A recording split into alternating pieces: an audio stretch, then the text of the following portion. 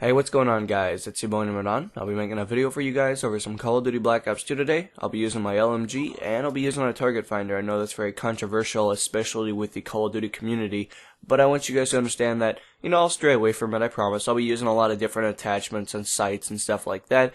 These gameplays are just like one after another, so I just didn't really take it off or anything like that, and it seemed to work in my favor for this particular gameplay, especially when I locked down the perimeter, and I think I would have got all these kills even if I didn't have a site that, gave me an indication that they were trying to peek or doing anything of that equivalency. So I imagine most of you guys will coincide with what I'm talking about, but you can't make everybody happy.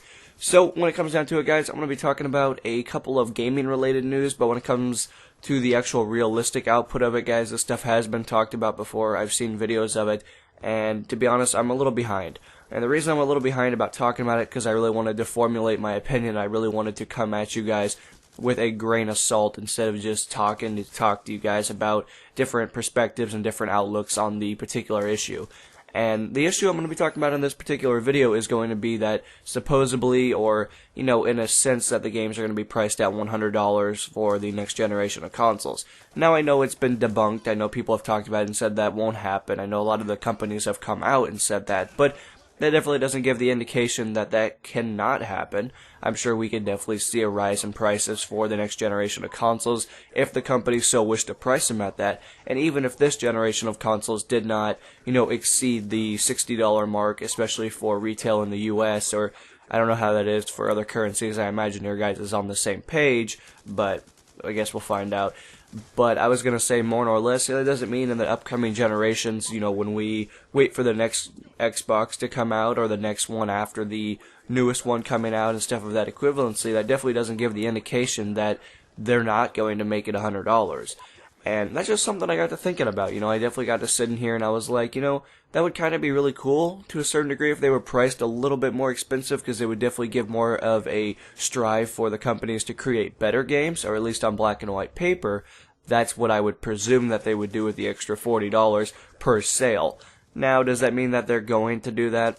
It's hard to say. Some companies are a lot better at maintaining their games and definitely keeping them to the tip-top shape of their time. And then you have other companies that just push games out because they need to make payments on their facility. So it's hand in hand. I mean, I would not have a problem paying $100 for any game, to be honest with you guys, that is a AAA title. That guaranteed when it comes out of the box, it has a lot of history. It's always been a series that is more or less on the same par level of becoming a pretty perfectionist game, or at least it's smoothed up and everything looks fine on it. There's no major problems or issues or anything like that. Now, a lot of you guys will know what I'm talking about.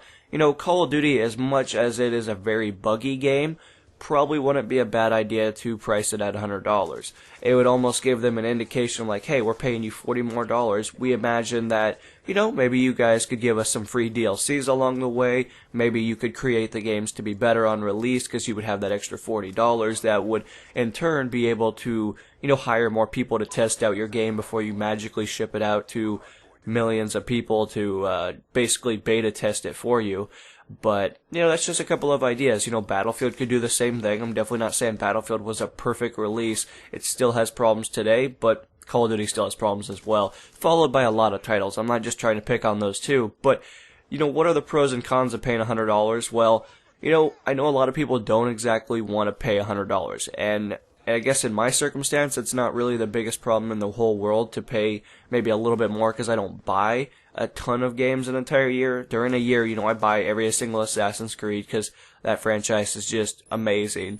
I buy Call of Duty, I buy the Battlefield saga, and, that's really about it. I mean, time to time, I'll buy some of the other games that just come out of nowhere, like I bought Skyrim, stuff like that, for 2012, and those were great games. I mean, they definitely sufficed, and they did everything I wanted them to, followed by, I borrowed a couple of games from friends and all that kind of fun stuff, and there really wasn't a whole problem there.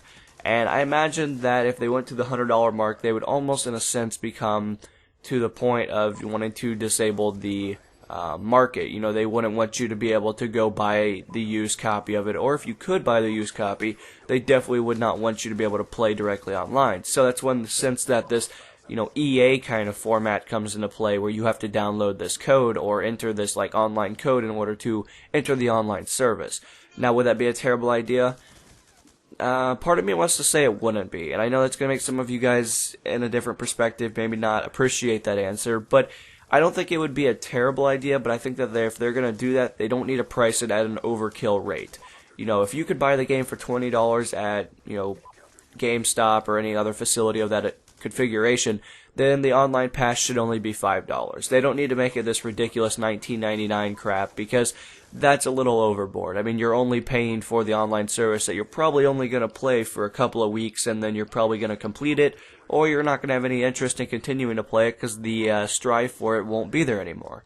And that's my opinion. I mean, I don't have a problem with the whole, you know, putting a little code in to get onto the online service, but you know, what point does it become overboard? Well, it depends on how much you buy used games. For me, I buy everything new, so it doesn't affect me to the highest degree, but I could definitely look at other people and go, you know, that would suck if you buy and you're financially not, you know, able to continuously buy new games. I can see how that would be annoying. That's why that they need to accumulate or kind of, you know, direct their conversation or their money value on the online service or the online pass, I guess that's what I'm trying to say, at a lower rate. That way more people are more willing to want to go buy games instead of, you know, not being too interested. Now, of course, you could always do it like, oh, why is that ever there? They don't need to have that there. Well, it's always a good idea to give the money back to the company instead of feeding it to these third-party companies that just take your money and stick it back into their company that don't produce games.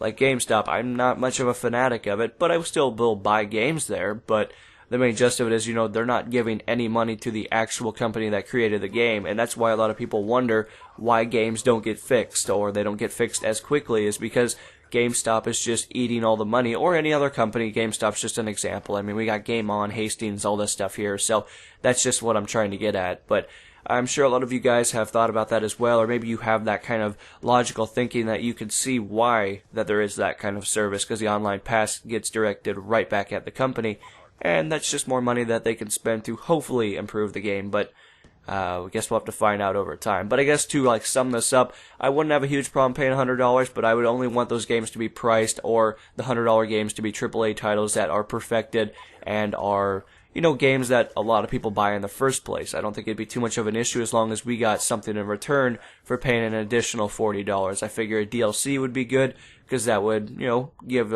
about, you know, an even playing field. Maybe a couple of weapon DLCs or something like that, depending on what the game is. I'd love to know what you guys think about this conversation, more or less. Hopefully you guys will engage. I'll see you guys in the next video. This is NMO, and I'll be signing off. Peace.